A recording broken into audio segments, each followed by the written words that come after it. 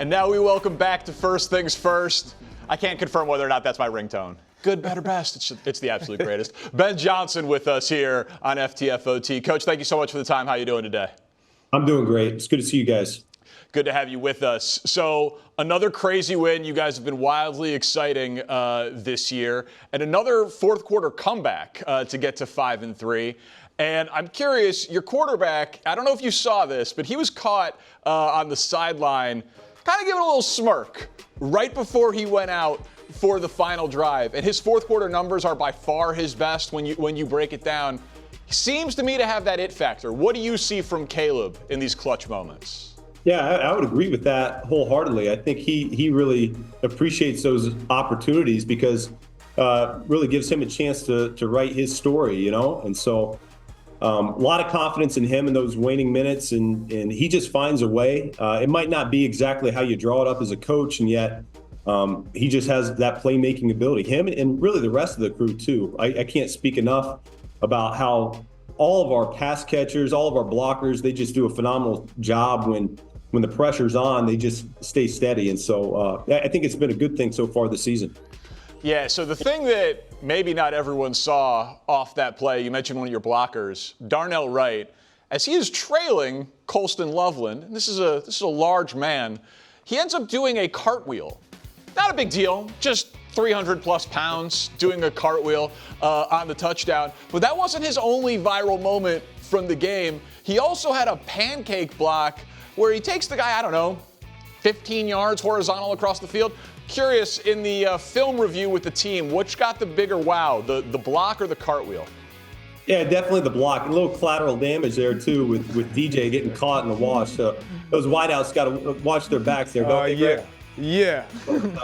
No, I mean, the guy's a freak, man. There's not a whole lot he can't do. You know, it's him blocking right now, but I'm telling you, he does some things in practice. We've thrown him the ball a couple times, and he looks as good as any of our pass catchers, to be honest with you. So, yeah, it's pretty impressive.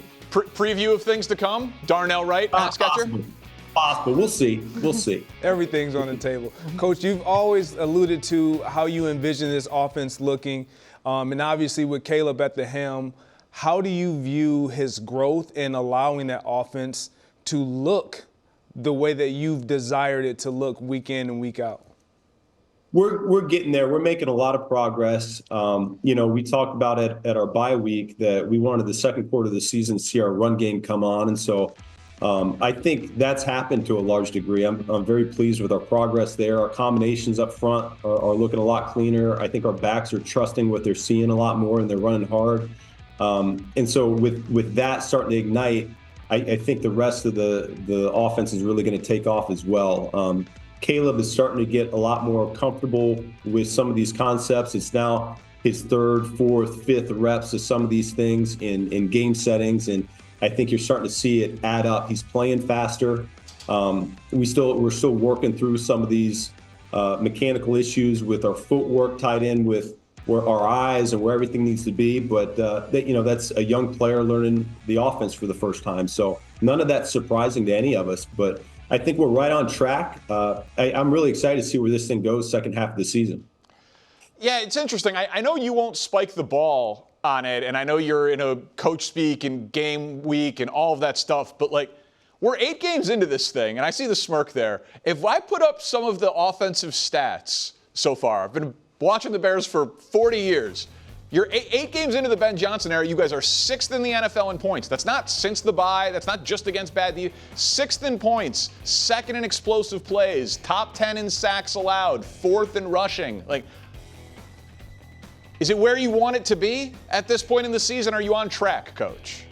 Well, I don't even look at those so much. As we've had 8 games and we've scored enough to win 5 of them so far, and so that's the number one thing that we're looking to do each and every week. Whatever it takes to win ball games, whether that's run, throw, we got to score in the red zone. We can still play a lot cleaner brand of football. We haven't even gotten there yet. We made some strides in the red zone and with our penalties last week, but it's still not where it needs to be for us, especially when you look at some of these really good defenses we're going to face here second half of the season. And so it's a small sample size. I can't take too much stock in those stats at this power, but I'm really pleased with what we're doing so far, and I think we're going to continue to improve.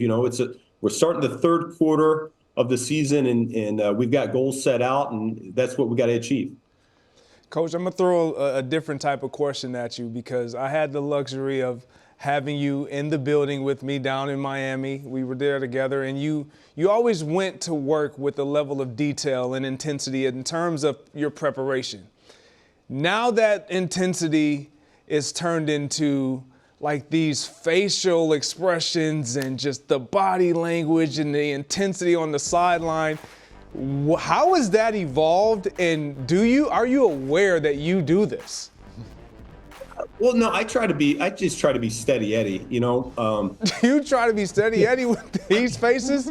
Yeah, I try to, I learned from Mike Sherman. That was my first coordinator when I got in the NFL, that the head coach needs to be the model of consistency. If he's up and down, the whole team's going to be up and down. So I try to do that throughout the week, and then on game day, I try to stay focused and help out where I can, which for me and in my role right now, that's calling plays on offense, that's managing the game with the timeouts and dealing with the officials, all those types of things. So I got to stay as level-headed as I can be. I can't get too emotional with it, and so or else I'm not doing my job and my part for the players. So no, I don't look at necessarily the facial expressions a whole lot. I just try to stay pretty consistent with it. The wife or kids don't say, just chill out. Just chill out a little bit. No, I think they get into it. It sounds like they get into games just as much as I do.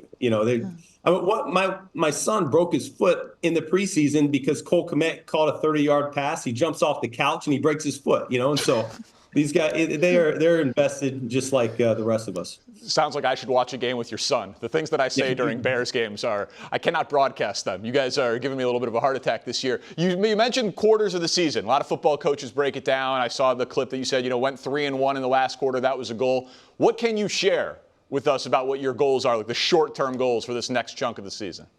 Well, really for us, it's not that much different than the second quarter in terms of we need to end this next one 3-1 as well. If we want to achieve what we're setting out, the goals that we talked about in training camp and in the springtime. So that's a big objective for us. We know the task at hand. We got 2 home games, 2 away games. We got some conference opponents. We got a division opponent mixed in there. And so, like I said, teams will start to separate themselves. There's a big group of really good NFC teams right now, and a lot of teams still in the hunt to make the playoffs. And so we need to continue to be that once we get done here with the third quarter. In this second half of the season, obviously we were able to see a young man get it going and actually just step up and make plays for the first time really all season in Colston Loveland. How good of a sign is that for fans and your offense of what's to come and how this offense is just expanding in terms of the players that you guys have to make plays? Yeah, well, I appreciate his patience with it. We knew early in the season there were a couple games where we needed him a little bit more in the run game and in pass pro just to help us out there. And then he got dinged up and in and out, and now he's fully healthy. And the ball came his way and he made the plays. I think that's the biggest thing is we got a number of really talented playmakers, and we got to capitalize on the opportunity when the ball's in the air coming our way, catch it and make something happen after we get the ball in our hands. And so he did that. I do think it's a little bit of I don't want to say relief for him, but it's a big game, and he's the offensive player of the week. And so I think it's just a really good confidence builder that everything he's doing, he's very much a professional as a rookie as I've ever seen. I mean, his approach is really strong, and to see it pay off with results like that, I think it's only going to continue to improve and ascend where he's going. Well, Coach, this is now the second time you've joined the show. Greg and I talked to you before the season. Now we are here at the midway point. Was this interview good, better, best? Where are we at on the scale? Oh, this is definitely better than the first one. So we're getting there.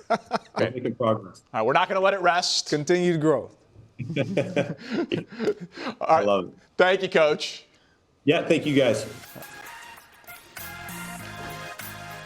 Thanks for watching. Subscribe here to get more from the show and to check out clips from other shows on FS1.